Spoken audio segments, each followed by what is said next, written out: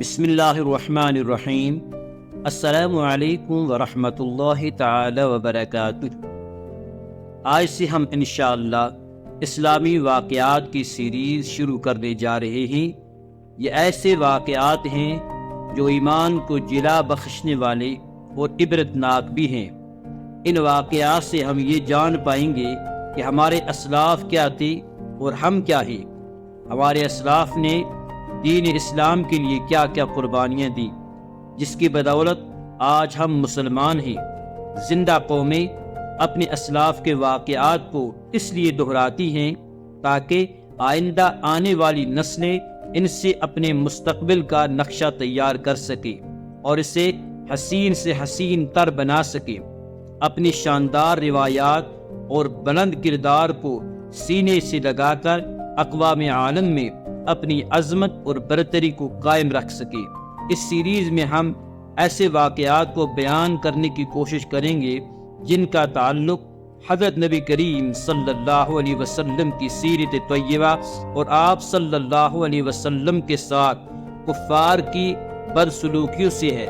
نیز حضرات صحابہ کرام رضوان اللہ تعالی علیہم اجمعین کے اسلام لانے کے واقعات اور ان پر کفار کی طرف سے جو ظلم و ستم ہوئے ان کے تعلق سے ہے۔ ہم جب بھی کوئی اسلامی واقعہ پڑھتے ہیں یا سنتے ہیں ہمیں کوئی نہ کوئی سبق ضرور ملتا ہے۔ امید ہے اس سیریز کا ایک ایک واقعہ انشاءاللہ المستعان ہماری زندگیوں میں اسلامی رنگ پیدا کرے گا۔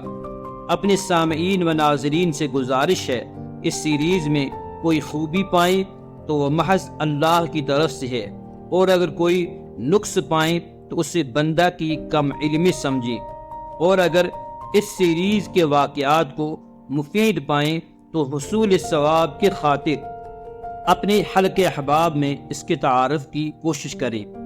آج کا واقعہ، ابو لہب کے بیٹے عتیبہ نے حضرت نبی کریم صلی اللہ علیہ وسلم کے ساتھ جو گستاخی کی اس کا تذکرہ بھی سیرت کی کتابوں میں تفصیلاً آیا ہے۔ ابن عساکر نے محمد بن اسحاق کے حوالے سے ابو لہب کے بیٹے عتیبہ کے حالات میں ایک واقعہ لکھا ہے۔ اس کے راویوں میں عثمان بن عروہ بن زبیر ہیں۔ حبار بن اسود کی زبانی وہ بیان کرتے ہیں کہ ابو لہب اور اس کا بیٹا تجارت کے لیے ملک شام روانہ ہوئے۔ میں نے بھی ان کے ساتھ رخت سفر باندھا۔ سفر پر روانگی سے قبل عتیبہ نے کہا، بخدا میں محمد کے پاس جاؤں گا صلی اللہ علیہ وسلم اور اس کے رب کے بارے میں اس کے عقائد کی وجہ سے اسے ضرور اذیت پہنچاؤں گا۔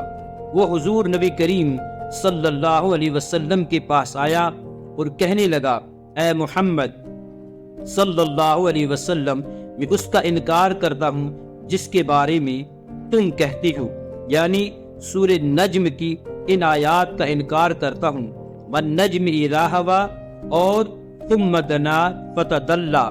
اس بدبخت ملعون نے حضرت نبی کریم صلی اللہ علیہ وسلم کے ساتھ درست کلامی اور گستاخی کے علاوہ ایک اور بہت بڑا جرم یہ کیا کہ آپ صلی اللہ علیہ وسلم کے چہرے انور کی طرف تھوکا، مگر وہ ناپاک تھوک چہرے انور پر گرنے کے بجائے دور جا گرا۔ اس کی اس گستاخی پر حضرت نبی کریم صلی اللہ علیہ وسلم نے اس بدبخت ملعون کے لیے بد دعا فرمائی، اللہم سلط علیہ کلبا من کلابک، اے اللہ اپنی کتوں میں سے کوئی کتا اس پر مسلط فرما۔ عتیبہ اپنے خیال میں بڑا کارنامہ سر انجام دے کر اپنے ملعون باپ ابو لہب کے پاس آیا۔ ابو لہب ملعون نے اپنے ملعون بیٹے سے پوچھا کہ تو نے محمد صلی اللہ علیہ وسلم سے کیا کہا؟ اس نے بتایا کہ میں نے ایسے اور ایسے کہا۔ ابو لہب ملعون نے پوچھا، اس پر محمد صلی اللہ علیہ وسلم نے کیا کہا؟ عتیبہ ملعون نے کہا کہ محمد صلی اللہ علیہ وسلم نے مجھے یہ بد دعا دی، اللہم سلط علیہ کلبا من کلابک۔ یہ سنتے ہی ابو لہب کا رنگ اڑ گیا اور اس نے کہا، اے بیٹے، میں محمد کی بد دعا سے تجھے محفوظ نہیں سمجھتا، یعنی محمد صلی اللہ علیہ وسلم کی بد دعا ضرور قبول ہوگی۔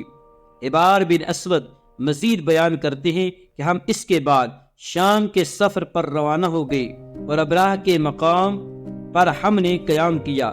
وہاں ایک گرجا گھر تھا، اسی میں ہم ٹھہرے۔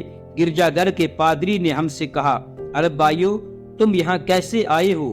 یہ تو بڑی خطرناک جگہ ہے، یہاں شیر ایسے گھومتے پھرتے ہیں جیسے عام علاقوں میں بکریاں۔ یہ سن کر ابو لہب کے اوسان خطا ہو گئے اور اس نے ہم سے کہا کہ میں بوڑھا آدمی ہوں اور میرے مقام و مرتبے سے بھی تم واقف ہو اور میرے تم پر جو حقوق ہیں ان سے بھی بے خبر نہیں ہو۔ محمد صلی اللہ علیہ وسلم نے میرے بیٹے کے لیے بد دعا کی ہے اور مجھے محمد صلی اللہ علیہ وسلم کی بد دعا کا خوف ہے، لہٰذا میرے بیٹے کی حفاظت کا انتظام کرو۔ بس تم سارا سامان اس گرجا گھر کے صحن میں جمع کر دو اور اس کے اوپر میرے بیٹے کا بستر لگا دو اور پھر اس سامان کے ارد گرد تم سب سو جاؤ۔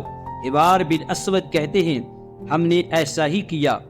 جب ہم سب سو گئے تو جنگل سے شیر آیا، ہم سب کے چہروں کو اس نے سونگنا شروع کیا مگر کسی کو کچھ نہ کہا۔ پھر سامان کے بلند ڈھیر پر چڑھ گیا، عتیبہ کے چہرے کو سونگا اور عتیبہ کو چیر پھاڑ کے رکھ دیا۔ ابو لہب کا برا حال تھا اور وہ کہے جا رہا تھا، میں جانتا تھا میرا بیٹا محمد صلی اللہ علیہ وسلم کی بد دعا سے کبھی نہیں بچ سکتا۔